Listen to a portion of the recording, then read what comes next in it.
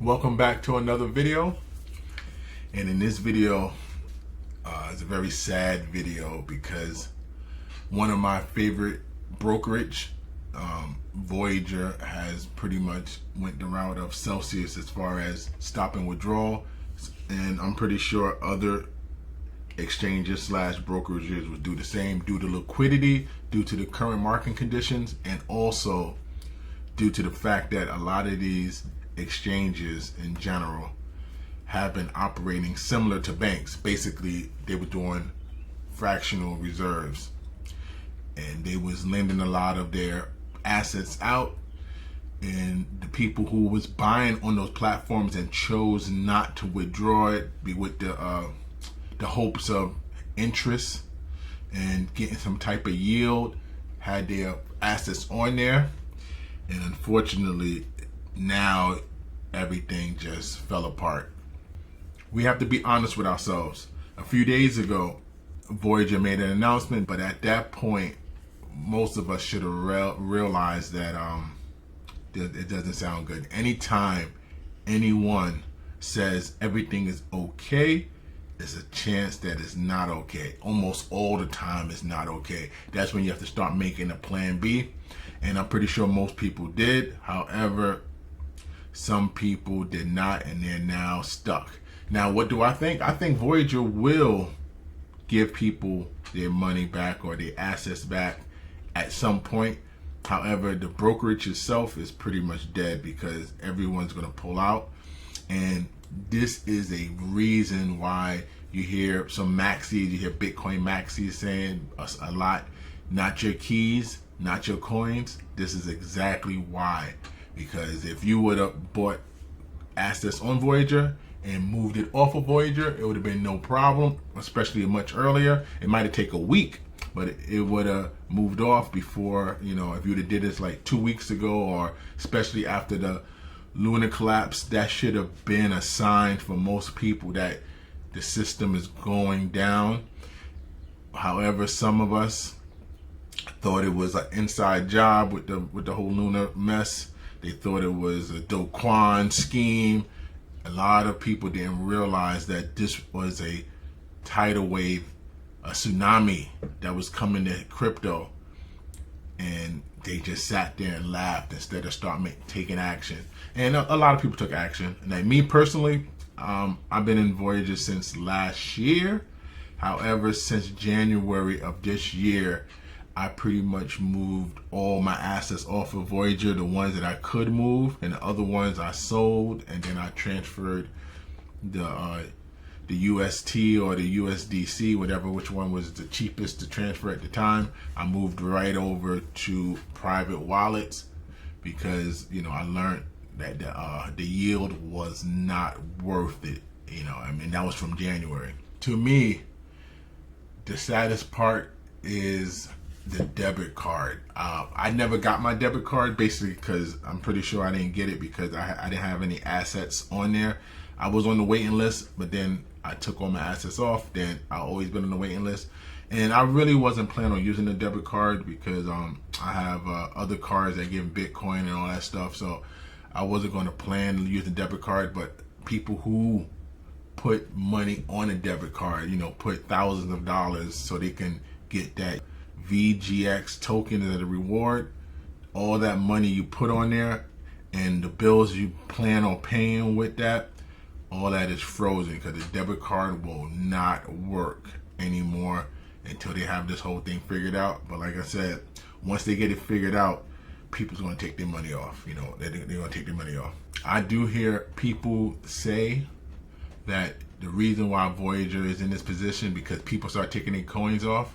But remember, if you buy a coin on an exchange, or in this case a brokerage, and if you think those are your coins, you should be able to do whatever you want with your coins. You should be able to buy it and withdraw it. And guess what? Voyager charges a hefty fees on transfer. Their transfers is not free. They're not like FTX or Coinbase and charge pretty much only network fees, or even Gemini don't charge any fees, transfer fees besides the network fee. It's not like that. They charge you a fee, so they're making money off that fee. And that should be all the money that they need to make, because people are buying and selling crypto like crazy. Voyager charges a handsome rate for their buys and transfer fees and everything. So Voyager should have been living off of that money. However, as we see, they wasn't doing that. And they was, they was a little too greedy. Like most exchanges, most exchanges are very, very greedy. Now, if you have your money in there and your coins in there, you just have to sit back and wait. Just wait about it. I mean, you have to treat it as you have it locked up in a 401k or some type of retirement plan. You got to trick yourself to understand that this is going to be frozen, and unfortunately, there's not much you can do about it. And especially when it comes to Voyager, I wouldn't be worried that I'm going to lose my money. It's more of you're worried of when you're going to get it back. That's where the biggest thing is. When you're going to get it back, I'm guessing that it's going to be at least until September, only because since they are in so much of debt and they're relying on bailouts and people helping them, and they already got a loan from FTX. So now they're going to have to just wait until the liquidity comes, and that's going to come when the markets start to turn around. And then once it turns around, a lot of these new investors that wasn't comfortable using self-custody and having their own wallet and controlling their own keys, those people is going to pack up and sell out and go on with their lives, because they wasn't really meant to be in crypto. They was never meant to be here. Crypto was made for a certain group of people. It's almost like a private club. However, these exchanges was trying to get mass adoption. So they try to make it as easy for everybody to get it. However, as we know, everyone is not meant for this. Everyone is not meant to be in crypto. Some people want to live their lives and be happy. And unfortunately, those people is going to get screwed. However, you're going to have some people who might got burnt and realize that, you know what, I need to have my own crypto. I need to keep it in my own personal wallet that I can control. That I don't have to, no one can lock it up for me. And it's my wallet. I do what I want with it. I can transfer it to an exchange. Like, you got some exchanges that's doing well. If you outside the US, you can use Binance. Inside the US, Binance USA. You got Kraken. To me, Kraken is one of the best exchanges, because for pretty much Kraken did an audit, and the audit basically was done to prove that every asset that Kraken is holding is yours. And you could even look up your holdings on their website, and then you could see, due to an independent audit, that each coin that you own is yours. Nothing to worry about. It's your coin. You could take it off. It doesn't impact them. They make their money off of fees anyway. That's where their money is coming from. And when you take it off, they're going to charge you a fee. So they're making money that way. So that's the good thing about Kraken. And then, even though people talk bad about Coinbase, I wouldn't leave my coins on Coinbase. However, I still use Coinbase to buy coins. I use Kraken to buy coins. But when I buy it, I send them right off the exchange. I don't keep them there. There's no reason to keep them there. Any exchange that pays you any type of yield, any type of reward, remember, if you really want that reward, you can get that reward yourself. How? Just do a little research on the particular coin. It could be Cardano, it could be Ethereum, but I wouldn't trust Ethereum too much right now, because Ethereum, if you do it on your own, you got to lock it in the beacon chain. So, and who knows when Ethereum 2.0 gonna come out. But it could be any coin. It could be Solana. If you still like Solana, you can take those coins off the exchange and put them right into your wallet and stake them yourself and get the reward. And guess what? The reward is usually going to be higher than what the exchange is giving you. You know why?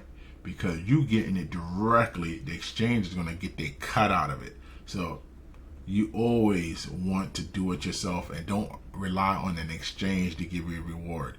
All right. I hope everyone who is involved in this. You know, it could be from Celsius, it could be from now Voyager, and there's a few more other exchanges / brokerages that are in this liquidity crisis. For the people who are still stuck in these situations, remember, it's not everything's lost. It's just going to take some time, and you know, you just have to wait, unfortunately, and use this as a learning tool. If you're going to stay in crypto after this storm is over, it's probably going to take a few more months. If you're going to stay in crypto, remember, not your keys, not your coins.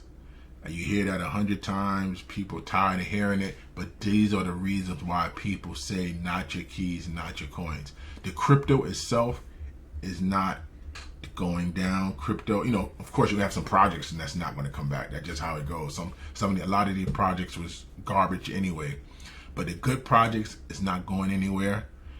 However, the exchanges are going other places. You know, like you know, if you're not FTX, Binance, or Kraken, and then Coinbase you can add also. Like Coinbase is just so big, and then you know also you have to put in Gemini. Gemini is good too, but if you're not one of those, odds are it's not going to last long. Now it's going to be different ones. You know, next year they're going to reopen, maybe rebrand, might be the same management but different people, and you know, over time people are going to start coming back. But use this as a learning tool to remember, you gotta have self-custody. If you're going to stay in here, you can get the same yields. Don't get greedy. Don't go for 200% yields. Don't go for 20% yield on your cash, 30%, 100%. Don't go for any of those yields unless you're willing to take that risk. And you know, especially a lot of these new projects, they give you high yields. And if you're willing to take that risk on a new project, go for it. Take the risk. But remember, there's a chance it might fall apart. So if it do fall apart, remember it was a chance you took. Don't beat yourself up. Don't do anything like that. If you're not built for this type of market, stay on the sidelines and you know, watch it as entertainment. All right, everyone. All right, so that's my little pep talk. So please like, comment, share, subscribe, and all that other good stuff. And I'll get back to you all in the next video. Good luck. Peace.